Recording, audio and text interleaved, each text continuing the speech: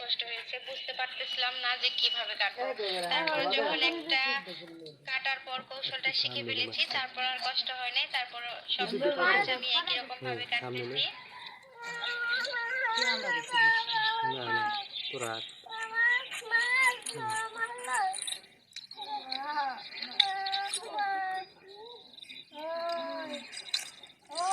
আলহামদুলিল্লাহ রাধে। তো বন্ধুরা, এই যে দেখুন কিভাবে খোসা ছাড়াতে হয়।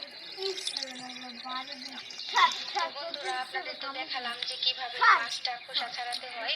তো এই মাছটা খোসা ছাড়ানো অনেক কষ্ট, কারণ এই মাছটা খুবই শক্ত আর মাছের গাটা খুবই ধারালো, হাতে লেগে যায়। তো তারপরেও কষ্ট করে কাটতেছি।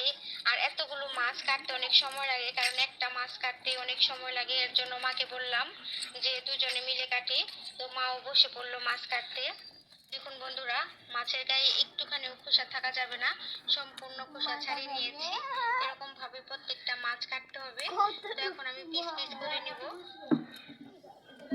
আর আমার বেশি সময় লাগবে, এর জন্য মাও বসে পড়েছে।